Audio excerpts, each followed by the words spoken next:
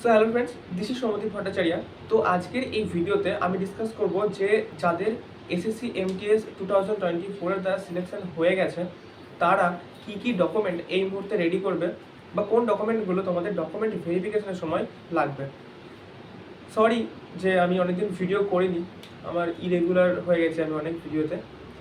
তো অনেকে আমাকে টেলিগ্রামে জানিয়েছো যে সিলেকশন হয়ে গেছে, যে কীভাবে ডকুমেন্টগুলো রেডি করবো বা কোন ডকুমেন্টগুলো লাগবে সেগুলো। সো আমি ভাবলাম যে না, এটা তো অবশ্যই একটা ডিফিকাল্ট বিষয় ডকুমেন্টগুলো নিয়ে। সো এই বিষয়ে আমার ভিডিও করা উচিত, তোমাদের হেল্প হবে।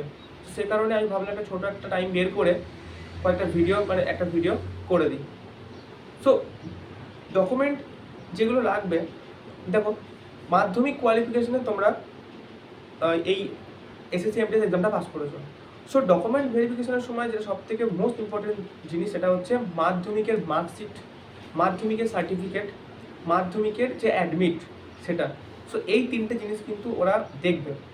সাথে কি দেখবে, মাধ্যমিকের যে অ্যাডমিট বা সার্টিফিকেট, সেখানে তোমার নাম, তোমার বাবার নাম, সেই নামের সাথে তোমার যে আধার কার্ড যে নাম সেটা মিলছে কিনা, সাথে তোমার আধার কার্ডে যে ডেট অফ বার্থ আছে সেই ডেট অফ বার্থ, সেই তোমার যে মাধ্যমিকের সার্টিফিকেট সেখানে সেম মেনশন আছে কিনা। মোট কথা তোমার প্রত্যেকটা ডকুমেন্টের সিমিলারিটি থাকা প্রয়োজন, ওগুলো কিন্তু ওরা ভালোভাবে চেক করবে। সো মাধ্যমিকের তরফ থেকে এই তিনটে জিনিস। এবং তোমরা যদি কেউ গ্র্যাজুয়েট হয়ে থাকো, কেউ যদি এইচএস পাস করে থাকো, এবং সেটা নিশ্চয়ই মেনশন করে রেখেছো, এবং সেটা ডিপার্টমেন্টকে জানাতেও হবে। এমন না যে তুমি গ্র্যাজুয়েট হয়ে রেখেছো বাট ডিপার্টমেন্টকে শুধু তুমি মাধ্যমিক সার্টিফিকেট জানাচ্ছ, এমনটা কিন্তু না। তুমি গ্র্যাজুয়েট হয়ে থাকলে তোমাকে গ্র্যাজুয়েট পর্যন্তই সার্টিফিকেট শো করাতে হবে, এবং সেগুলো তারা প্রপার ভেরিফাই করবে।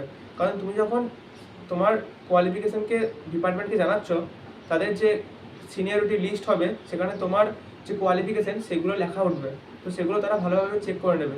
এবং সেম প্রত্যেকটা ক্ষেত্রে, উচ্চ মাধ্যমিকের ক্ষেত্রেও তাই, অ্যাডমিট কার্ড, সার্টিফিকেট, মার্কশিট, এবং তোমাদের যদি গ্র্যাজুয়েট তোমরা হয়ে থাকো তাহলে গ্র্যাজুয়েশনের ক্ষেত্রেও 3 বছরের যে সার্টিফিকেট, মার্কশিট, সমস্ত কিছু ভালোভাবে চেক করে নেবে। এবং সাথে তোমার নাম, তোমার ডেট অফ বার্থ, প্রত্যেকটা ক্ষেত্রে সিমিলারিটি থাকা প্রয়োজন।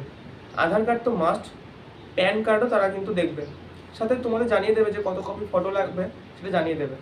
সো এই ডকুমেন্টগুলো কিন্তু মোস্ট ইম্পর্টেন্ট, যেগুলো তোমাদেরকে রাখতেই হবে এবং যেগুলোর মধ্যে সিমিলারিটি থাকা প্রয়োজন। যদি না থাকে তাহলে কোর্টের থেকে এফিডেভিট বানাতে হয়, সেটা তোমরা কিন্তু অবশ্যই বানিয়ে রেখো। ঠিক আছে, অনেক সময় অনেকের ক্ষেত্রে ভুল থাকে, বা অনেক সময় তার বাবার নামটার সাথে মিল থাকে না, বা কখনো কোনো কিছু অ্যাড হয়ে যায়, হয়তো কুমার নেই বা কুমার অ্যাড হয়ে যায়, সেগুলোর ক্ষেত্রে কিন্তু তোমার এফিডেভিট বানিয়ে রাখতে হবে। তাহলে আর কোনো অসুবিধা হবে না। এমনটা না কিন্তু যে ডকুমেন্টে এই সামান্য এই নামের প্রবলেমের জন্য তোমাকে ডিবি থেকে আউট করে দেবে না। তারা সময় দেয় এবং সময় দিয়ে রেকটিফাই করতে সময় দেয়, সেই সময়টা তোমরা কিন্তু পাবে। বাট খুব মেজর কোনো ইস্যু যদি হয়ে যায় সেই ক্ষেত্রেই তোমাকে ডিবার করতে পারে, বাকি কোনো প্রবলেম থাকে না। এরপরে এই তো ডকুমেন্ট গেল তোমার, এছাড়া আর কি। আমার সময় জিজ্ঞেস করেছিল যে এমন কোনো একটা সার্টিফিকেট যেখানে মায়ের নাম মেনশন আছে। তো যারা অন্যান্য স্টেটের ছেলে মেয়ে, তাদের ক্ষেত্রে কি হয়, মায়ের নামটা তাদের মাধ্যমিকের যে সার্টিফিকেট বা অ্যাডমিট কার্ড সেখানেই মেনশন থাকে। বাট আমাদের ওয়েস্ট বেঙ্গলের ছেলেদের ক্ষেত্রে কিন্তু, বা ছেলে মেয়েদের ক্ষেত্রে মায়ের নাম কিন্তু মেনশন থাকে না। তো সেক্ষেত্রে তোমাদেরকে প্রোভাইড করতে হবে তোমাদের কি না, বার্থ সার্টিফিকেট। সেখানে বার্থ সার্টিফিকেট কিন্তু তোমাকে প্রোভাইড করতে হবে যেখানে মায়ের নাম মেনশন আছে। তার কারণ তোমরা যখন ইয়েতে ফিল করেছিলে এসএসসিতে, তখন তোমার মায়ের নাম, বাবার নাম, সমস্ত কিছু কিন্তু ফিল করেছিল। তো সেক্ষেত্রে তারা মায়ের নামটাও কিন্তু ভেরিফাই করে। সো এক্ষেত্রে এটা মনে রেখো যে বার্থ সার্টিফিকেটও কিন্তু তোমার লাগবে। তো বার্থ, প্যান, আধার, এগুলো তো লাগলোই। সাথে লেগে গেল তুমি যে যতটা কোয়ালিফাই তুমি করেছো মাধ্যমিকের। বিশেষ করে তারা মাধ্যমিকটা খুব ভালো করে দেখবে, কারণ এই কোয়ালিফিকেশনে তুমি সিলেকশন পেয়েছো, তাই তার অ্যাডমিট কার্ড তোমার থাকা দরকার, সার্টিফিকেট এবং মার্কশিট সমস্ত কিছু থাকা তোমার প্রয়োজন। ওকে, অ্যাডিশনাল যেগুলো করতে হবে সেটা হচ্ছে তোমাকে ডিপার্টমেন্ট তোমাকে জানাবে। সেটা হচ্ছে তাদের একটা মেডিকেল ফরম্যাট তোমাকে দেবে। আগে থেকে কিন্তু তুমি মেডিকেল করাতে চাও না, তার কারণ হচ্ছে যে ডিপার্টমেন্ট একটা ফরম্যাট তোমাকে বাই মেল হোক বা পোস্ট বা স্পিড পোস্টের থ্রুতে তোমাকে পাঠাবে। সেইটা নিয়েই কিন্তু তুমি মেডিকেলে যাবে এবং গিয়ে মেডিকেল করাবে, সেখানে যে যে জিনিসগুলো লেখা থাকবে। সো এটা তুমি ডিপার্টমেন্ট থেকে তোমার ওই ফরম্যাট পাওয়ার পরে তুমি মেডিকেলে যাবে এবং মেডিকেল করাবে। মেডিকেলে কী কী হয় সেই রিলেটেড ভিডিও আমি আগে করেছিলাম যখন আমি নিজে মেডিকেল করেছিলাম, সেটা আমি ডেসক্রিপশনে দেবো, তোমরা দেখে নিও। আর একটা জিনিস যেটা তোমাকে প্রয়োজন বানিয়ে রাখা, সেটা হচ্ছে পিসিসিটা। তুমি চাইলে পিসিসিটা এখন বানাতে পারো, বাট আমি বলবো যে কিছুদিন দাঁড়িয়ে যাও, ডিপার্টমেন্ট থেকে কিছু মেল করুক বা ডিপার্টমেন্ট থেকে কিছু একটা তোমার বাড়িতে পৌঁছাক, সেইটাকে রেফারেন্স করে নিয়ে গিয়েই তুমি পিসিসি বানাবে। এবার পিসিসি বানাতে গেলে তোমাকে সেটা নিয়ারেস্ট পুলিশ স্টেশন থেকে বানাতে হবে। পিসিসি হচ্ছে পুলিশ ক্লিয়ারেন্স সার্টিফিকেট। ওকে, পুলিশ ক্লিয়ারেন্স সার্টিফিকেটটা এই জন্য প্রয়োজন, তার কারণ তোমাকে একটা ক্যারেক্টার সার্টিফিকেট তোমার ডিপার্টমেন্ট পাঠাবে। সেই ক্যারেক্টার সার্টিফিকেটে তোমার দরকার হবে ডিএম এর কোনো সাইন, বা ডিএম তো সাইন করবে না, এসডিএম সাইন করবেন। সেই এসডিএম এর সাইন, তো সেই এসডিএম কিন্তু মুখের কথাতে সাইন করে দেবেন না, তার প্রয়োজন পিসিসি, যে তোমার নামে কোনো কেস বা কিছু নেই। সো পিসিসিটা পাওয়ার জন্য তোমাকে একদম নিচের স্তরে পঞ্চায়েত লেভেলে গিয়ে তোমার একটা ক্যারেক্টার সার্টিফিকেট এরকম তুলে নিয়ে আসতে হবে, এবং সেটা নিয়ে গিয়ে তোমার নিয়ারেস্ট যে ব্লক, সেই ব্লকে গিয়ে কথা বলতে হবে।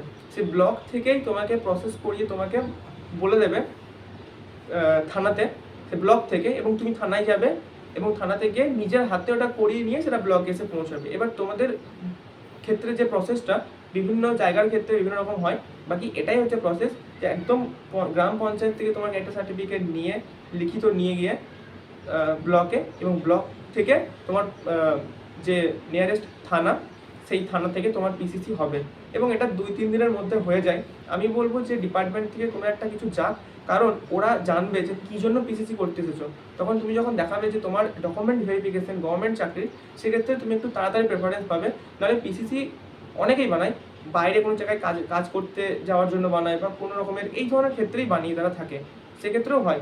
বাকি তুমি যেহেতু গভর্নমেন্ট জব পেয়ে গেছো, সেই জন্য তোমার কাছে ডকুমেন্ট যখন পৌঁছাবে, সেই ডকুমেন্টেই তুমি শো করবে, তাতে করে তুমি একটু প্রেফারেন্স পাবে। সো এইভাবে পিসিসি পেয়ে যাবে, এবং পিসিসি সাথে করে নিয়ে গিয়ে তুমি এসডিএম এর কাছ থেকে তুমি তোমার সাইন পেয়ে যাবে। ওকে, কারণ ওই ক্যারেক্টার সার্টিফিকেটে ওনারই সাইন দরকার হয়, যেটা ডিপার্টমেন্টকে দেখাতে হয়। সো এই জিনিসগুলো তোমাকে বানাতে হবে, বাট এখন তোমার খুব বেশি কিছু করার দরকার নেই। তুমি একটা কাজ করতে পারো, তুমি তোমার ভিডিওর কাছ থেকে একটা রেসিডেন্সিয়াল সার্টিফিকেট তুলে রাখতে পারো। সেই রেসিডেন্সিয়াল সার্টিফিকেটটা তোমার লাগবে পিসিসির সময়, তো এই সার্টিফিকেটটা তোমরা তুলে রাখতে পারো।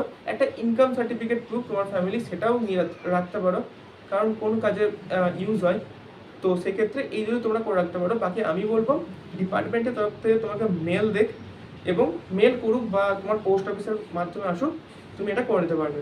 মেডিকেল তোমার তিন দিন লাগবে করতে, একদিনে নাও হতে পারে, 2 দিনেও হয়ে যেতে পারে কিন্তু, ঠিক আছে, এমনটা না। এবং সাথে তোমার পিসিসিটাও 2 থেকে 3 দিনের মধ্যে হয়ে যাবে। তো এই নিয়ে কোনো কিছু নেই, আমিও ওরকম 4-5 দিনের মধ্যেই কমপ্লিট করেছিলাম। ওকে, সো তোমাদেরকে এতটাই জানানোর ছিল যে ডকুমেন্ট এই জিনিসগুলো রেডি রেখো। যদি কখনো নামের বা কিছুতে ভুল থাকে, তো কোর্টের থেকে অ্যাফিডেভিট করিয়ে নিও। ওকে, কারণ ডিপার্টমেন্টে এসে যখন ডকুমেন্ট ভেরিফিকেশন হবে, তখন কিন্তু ওরা ভালোভাবেই চেক করবে এগুলো। ওকে, সো নাম টামগুলো ঠিক থাকা প্রয়োজন। সো এই ছিল আজকের এই ভিডিও। ছোটো ভিডিওর মাধ্যমে আমি জানাতে চেষ্টা করেছি, এবং যাদের তোমাদের সিলেকশন হয়ে গেছে তাদেরকে কংগ্রাচুলেশন। আর টেলিগ্রাম চ্যানেলে তোমরা যুক্ত হয়েছো, আর কোনো যদি জানার থাকে তাহলে তুমি কমেন্ট করতে পারো। সো কমেন্টে আমি রিপ্লাই দেওয়ার চেষ্টা করবো। যদিও আমি অনেক ইরেগুলার হয়ে গেছি আমার ইউটিউব ভিডিও বানানোর ক্ষেত্রে, তবুও আমি চেষ্টা করবো। সো ভাই, আজকের ভিডিও এতটাই ছিল।